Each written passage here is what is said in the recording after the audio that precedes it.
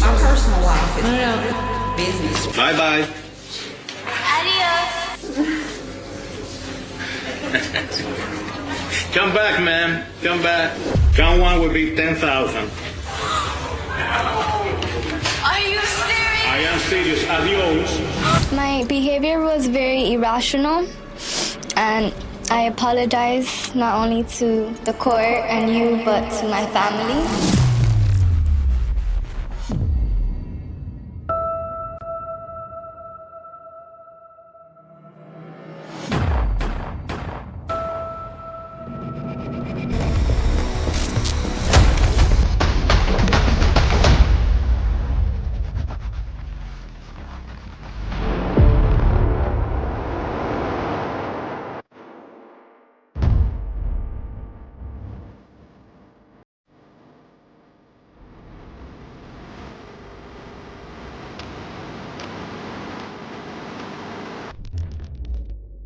Taylor Schabusiness.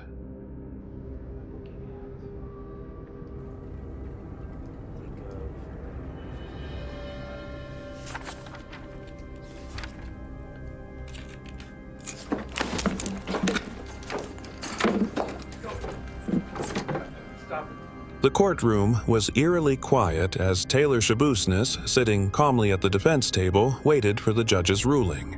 Her trial, already delayed several times, was about to face yet another postponement. As the judge made his decision to grant the delay, there was a collective sigh from the audience, many of whom had been following the case since the shocking details of her crime first came to light. Schabusiness, accused of the brutal murder of Shad Therian, who she allegedly strangled, decapitated, and dismembered, had already stunned the public with the grotesque nature of her actions. But what happened next was something no one could have foreseen. Stop it. Stop it.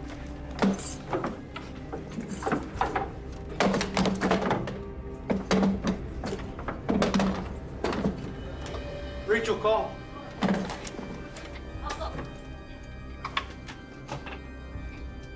Is it room 7 in?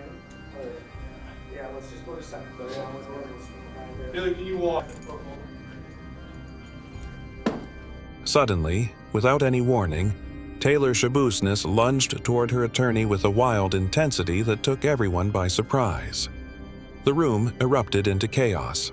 Her defense lawyer, caught off guard, tried to shield himself, but Schabusiness's sudden and violent outburst sent shockwaves through the courtroom. Gasps and screams filled the air as bailiffs rushed forward to subdue her, quickly restraining the 25-year-old. The judge, stunned and momentarily speechless, ordered immediate action, but the damage was done. The courtroom had been thrown into disarray, and Schabusiness's unhinged attack made it clear that the woman before them was not one easily understood or contained. It's just kind of, in my opinion, sort of highly unusual that this picture, of the deceased would be presented to the jury when the doctor can easily testify about the cause and manner of death. The picture isn't going to really add too much, in my opinion, but I totally respect the court's ruling. I just want to make sure I made all my arguments to the court. Sure.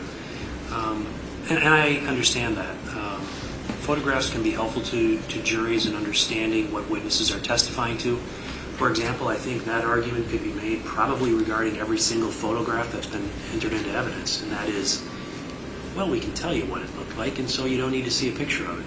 Photos can be helpful, they can, and so I understand that argument.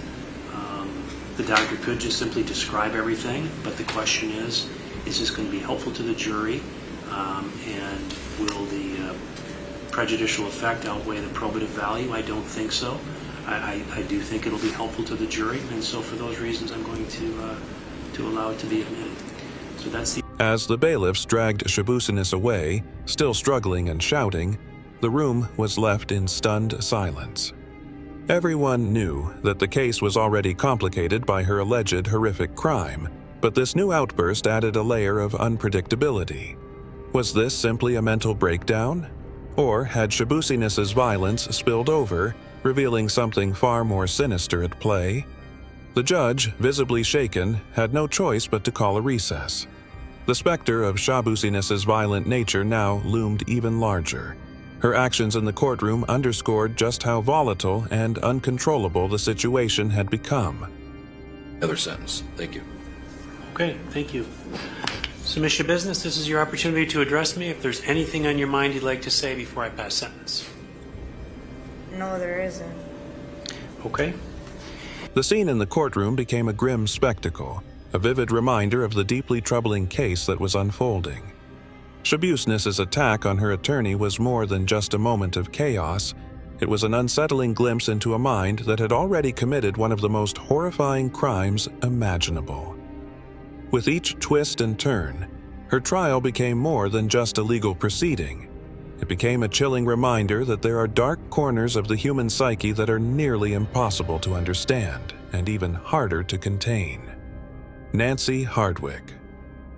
My personal life is your business. Nancy Hardwick's outburst in the courtroom took everyone by surprise during a pretrial hearing in 2024. The atmosphere had been tense, with the judge discussing motions and procedural matters in her case, which involved the brutal murder of her elderly mother.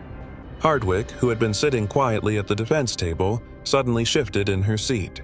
Her demeanor, once calm, began to show signs of agitation. The tension in the room escalated as Hardwick's behavior grew increasingly erratic. It was clear to those present that something was about to unfold, though no one could have predicted the shocking turn it would take. To interrupt. Nothing to do with Miss Hardwick, no. you will be held in contempt of this court if you become disruptive. I don't care. But Miss Hardwick does not back down, and she doesn't shut up. I haven't done anything to this court. I haven't done anything to Okay. him. Contempt It of doesn't court. make any difference. You will serve 10 days for contempt of court. Without warning, Hardwick stood up and lunged toward her defense attorney, her actions violent and unprovoked. The courtroom was immediately thrown into chaos as people shouted and scrambled to comprehend what had just happened. Her defense attorney, caught off guard, barely had time to react before she was already making her move. The bailiffs, who were standing nearby, rushed forward to restrain her, but Hardwick's sudden aggression made it difficult to regain control of the situation. The attack seemed to happen in an instant, leaving everyone frozen in disbelief. Go now. As Hardwick was subdued and forcibly removed from the courtroom, the tension in the air was palpable. Witnesses in the gallery watched in shock, unable to process what they had just seen. The outburst added a layer of unpredictability to an already unsettling case. While Hardwick had been facing charges for the horrific murder of her mother, this violent episode in the courtroom raised more questions about her mental state. Was it an emotional breakdown, or did it reflect deeper issues that had been present long before the crime? No one could be certain, but the dramatic scene made it clear that the trial would not be straightforward.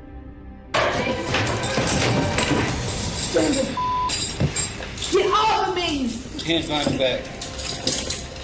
Hands behind your back. We hear her yelling and flapping around on the ground. You. You'll be saying what happened, Jennifer. So Ms. Hardwick decides to make her matters worse by... The disruption in the courtroom left everyone grappling with the unsettling reality of the situation. Hardwick's attack on her attorney added another dimension to a case already marked by confusion and tragedy. As she was escorted out, the room slowly began to settle, but the impact of her actions lingered. The defense team and the prosecution alike were left to reconsider their approach, now faced with the difficult task of navigating both Hardwick's violent actions and the complex mental health issues at play. The courtroom, once a place for legal proceedings, had become the scene of a dramatic and unexpected escalation in an already harrowing case. Penelope Soto. Penelope Soto, you're being charged with possession of Xanax and BARS. I don't know what that is. What is that? Xanax bars, that's how they're referred to. Xanax bars. All right. Ms. Soto, you working? Yes, How much money are you making a week approximately? approximately about $200 a week. Okay, and do you own any property of value? A house, a car, bank account, significant amounts of jewelry? Yes, What do you own? I own a lot of jewelry, all right, as well as Go a ahead. car. Well, how much would you say your jewelry is worth? It's not a joke, you know. We are not in a club now. Okay, but it's, you know, Hey, well, you see, you know, we are not in a club. Be serious about it. I'm serious about it. You're being very. I can see you're serious, all right. You just made me laugh. I apologize. It's all right. How much is your jewelry worth? It's worth a lot of money. Like what? Like, Huh? it's worth Ma'am? money. Have you had any kind of drugs in the last 24 hours? Actually, no. Actually, no. Judge, I'll make it easy for the court, respectfully. I was appointment at this time. No, I'm going to appoint you because you own a lot of substantial amounts of jewelry. You can go and sell your jewelry for a private attorney. What is the standard bond? It's to be, Ain't going to be no PTS. okay, 5,000 on count one, and then the rest should be ROR. Penelope Soto, a Florida woman, became widely known after a dramatic incident that occurred during her sentencing in 2013. She was in court for a hearing related to her arrest for possession of Xanax. The judge, Circuit Judge Jorge Rodriguez Choma, had just sentenced Soto to 30 days in jail for contempt of court after she had been disruptive during the proceedings. Count one would be 5,000 per hour cost found. Count two would be ROR. The state is requesting ROR on count 2 through 26. And refer to Division 51.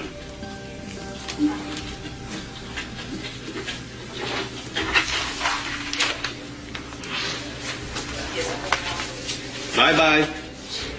Adios. Come back, ma'am. Come back. Come back. Give me the paper again. Soto, a 18-year-old at the time, initially appeared calm when the judge addressed her, but as he announced the sentence, she sarcastically responded with "adios" and a mocking gesture, flipping the judge off. The judge, who had already warned Soto multiple times about her behavior, took immediate offense to this. His reaction was swift, and he ordered Soto to be held in contempt of court, escalating the situation further. Soto's defiance in the face of the judge's authority only fueled the tension in the courtroom, leading to her being escorted out and the judge's stern words on the consequences of disrespect. Come back. Give me the paper again. Count one would be 10,000. Are you serious? I am serious. Adios. You can hear the reaction of others in the court. Soto just cursed at the judge and then gave him the finger. The viral moment from the courtroom quickly gained widespread attention. The video of Soto's outburst circulated widely online, drawing both criticism and amusement from the public. While some found humor in her rebellious attitude, others saw it as an example of disrespect for authority and a lack of seriousness regarding the legal system. The incident highlighted how a moment of defiance in court could quickly escalate into an intense and dramatic spectacle. The video became a symbol of courtroom drama, with many debating the appropriateness of Soto's actions and the judge's response. Come back again. Come back again. Bring him back again. What's up? I believe I heard you saying to... Yes, I did. I'm not going to the... I believe you... Did you say... Did you say that? Yes, sir, I did. Oh, you did say that? I'm not I gonna find you in lie. direct criminal contempt. 30 days in the county jail. My behavior was very irrational, and I apologize not only to the court and you, but to my family.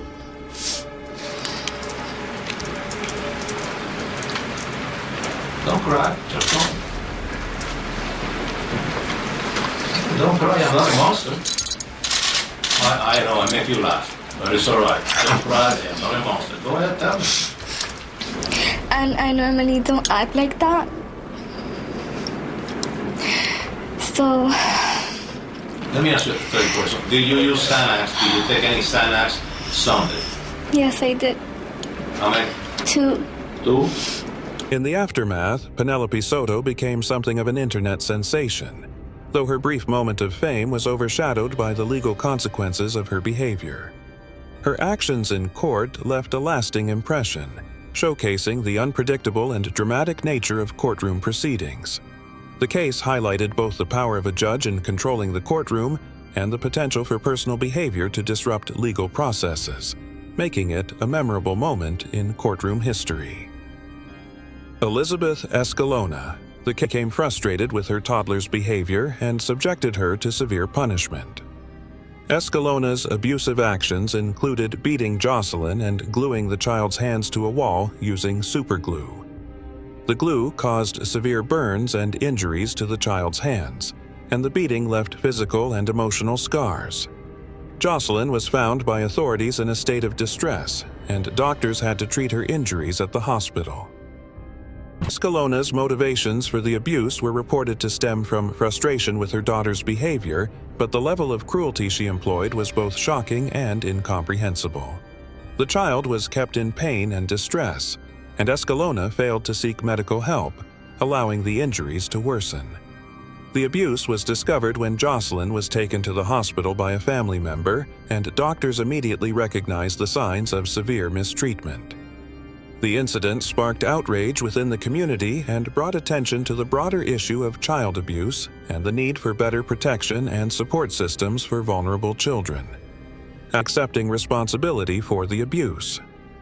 While the prosecution recommended a sentence of 45 years in prison, Escalona's defense team, and Jocelyn, the victim, survived the abuse but was left with lasting physical and emotional scars. The trauma she endured at such a young age would require extensive therapy and support throughout her life. The case drew attention to the importance of early intervention in preventing child abuse and highlighted the dangers of unchecked frustration and violence. Escalona's sentence served as a reminder of the legal system's commitment to protecting child abuse in recent memory, underscoring the critical need for vigilance in preventing such horrors from happening again. Mitchell Blair.